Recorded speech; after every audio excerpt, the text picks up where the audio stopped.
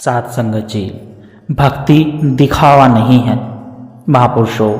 बड़े प्रेम से कहिए धन निरंकार जी। महापुरुषों, अभी कुछ दिन पहले निरंकारी मंडल की ओर से और माता सुदीक्षा जी की आशीर्वाद से वार्षिक संत समागम की तिथियां घोषित हुई है, तो दास को बड़ी खुशी हुई और दास सभी महापुरुषों के चरणों में प्रार्थना भी करता है कि बढ़ चढ़कर समागम में पहुंचे और समागम का आनंद उठाते हुए सदगुरु माता सुदीक्षा जी का आशीर्वाद भी प्राप्त करे, ताकि हमारे जीवन में हमें वह सभी सुख प्राप्त हो सके जो हमारे लिए हितकारी हो और जो हमारी भक्ति भावना है उसमें बढ़ोत होती चली जाए, ताकि हमारा परलोक भी संवर जाए और हमारी आत्मा को भी जन्मों जन्मों से भटक रही है उसको भी अपने निज धाम की प्राप्ति हो जाए। तो महापुरुषों, दास को जब समागम की तारीख पता चली तो दास को बड़ी खुशी हुई और दास ने अपनी खुशी इस तरीके से जाहिर करने के लिए अपने एक मित्र को इस बारे में बताया कि हमारा समागम होने जा रहा है। तो उस मित्र को समागम में आने वाले महापुरुषों की संख्या और उनको रहने की व्यवस्था, उनके लिए लंगर, बिजली, पानी का प्रबंध इत्यादि चीजों का कुछ अनुमान भी था। तो इसलिए वह मेरे मित्र एकदम से बोल उठे कि निरंकारी मिशन जो यह प्रत्येक वर्ष करोड़ों रुपए का बजट केवल 3 दिनों के लिए सत्संग पर ही खर्च कर देता है, तो इससे कितना और अच्छा होता है कि अपने देश की आर्थिक स्थिति को देखते हुए अगर हर वार्षिक निरंकारी मिशन देश के लिए एक नया कारखाना बना देते तो वहां पर सैकड़ों हजारों लोगों को जहां रोजगार मिलता तो वहीं पर देश की तरक्की भी होती और देश की प्रगति और उन्नति में भी निरंकारी मिशन का एक रचनात्मक योगदान भी संसार के लोगों को देखने को मिलता। तो महापुरुषों, उस मित्र की यह बातें कुछ हद तक सही भी लगी, मगर फिर कुछ गहराई से सोचने पर दास को ध्यान आया कि क्या सचमुच किसी देश या समाज की तरक्की और प्रगति उस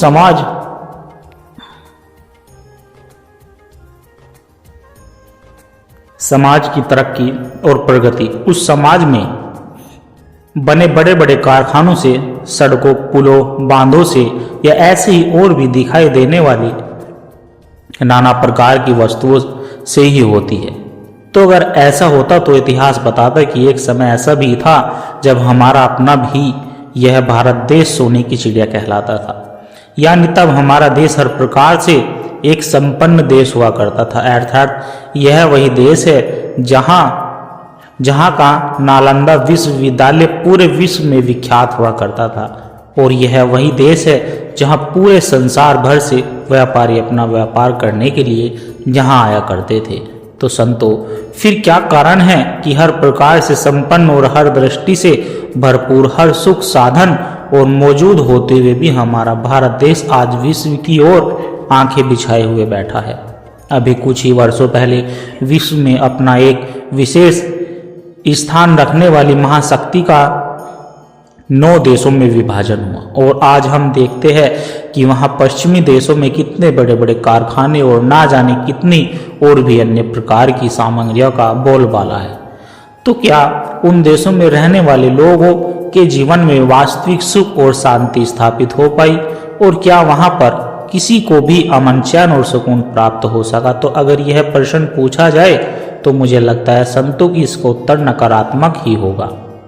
तो इसका हल ढूंढने के लिए हमें देखना होगा कि अगर हम विश्व में वास्तविक प्रगति चाहते हैं और अगर हम चाहते हैं कि कोई भी देश या समाज अपनी उन्नति और प्रगति के पथ पर चले, तो इसके लिए हमें समाज की मूलभूत इकाई को मजबूत करना होगा और समाज की इकाई होती है और समाज की इकाई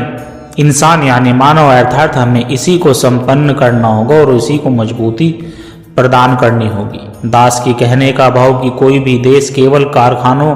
की मशीनों से अमीर, सुखी या समृद्ध देश तब तक नहीं बन सकता जब तक उसकी इकाई यानी कि उसमें रहने वाले लोग या उसमें रहने वाले व्यक्ति चरित्रवान और गुणों से भरपूर नहीं होंगे। अर्थात समाज केवल व्यक्तियों से निर्मित होता है, ना कि किसी प्रकार के भौतिक पदार्थों से, और भौतिक पदार्थ भी केवल इंसानों के उपयोग के लिए ही होते हैं,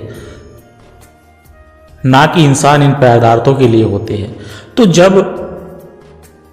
जब तक इंसान के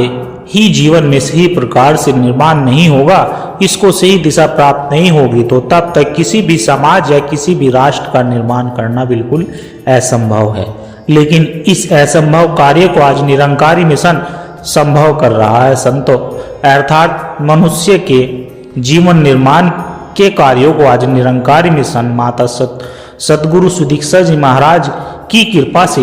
हो रहा है। और समाज में फैली कुरीतियों,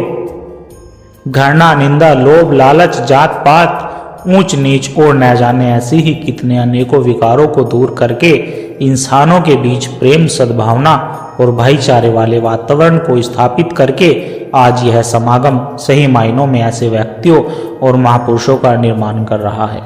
जो अपने देश में ही नहीं बल्कि पूरे संसार में भी अर्थात पूरे विश्व में स्मृति लाने में सक्षम होते हैं।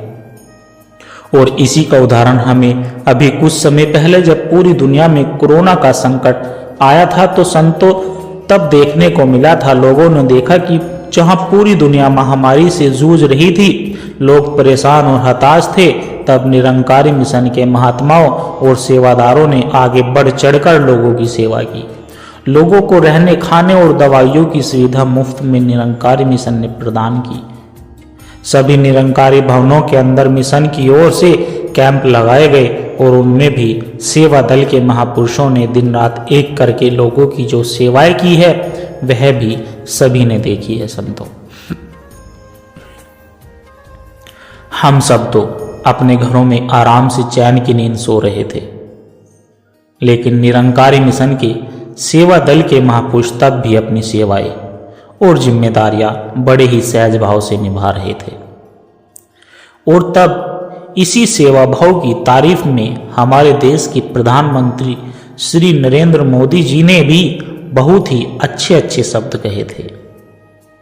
उन्होंने निरंकारी मिशन का आभार व्यक्त करते हुए कहा कि निरंकारी मिशन मात्र एक ऐसा मिशन है जो लोगों के दर्द को अपना दर्द समझता है। संतों, लोगों के दुख को अपना दुख मानकर चलता है, अर्थात निरंकारी मिशन किसी में भी भेदभाव नहीं करता और जो एक भाईचारे की भावना होती है उसी भावनाओं को लेकर निरंकारी मिशन पूरे संसार में कार्य करता है।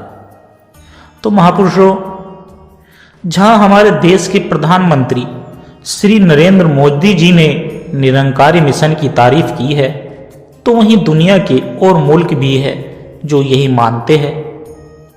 उन्होंने निरंकारी मिशन को दुनिया में भाईचारे की सुंदर भावनाओं को बढ़ाने के लिए कई प्रकार के अवार्ड भी प्रदान किए हुए हैं। तो महापुरुषों दास के कहने का भाव कि पूरी दुनिया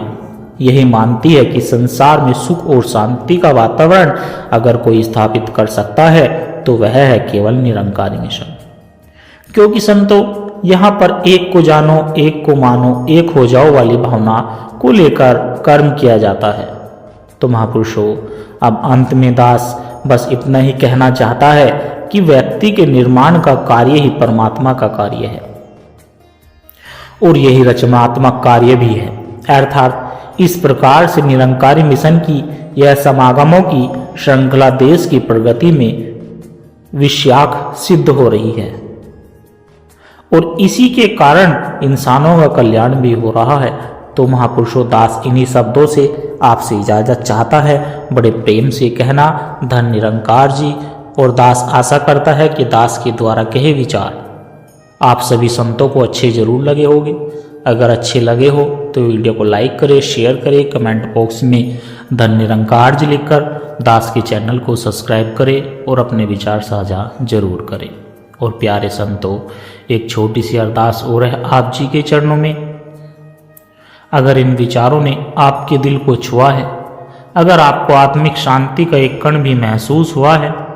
तो सत्संग जी इस ज्ञान के प्रसाद को केवल अपने तक सीमित ना रखें,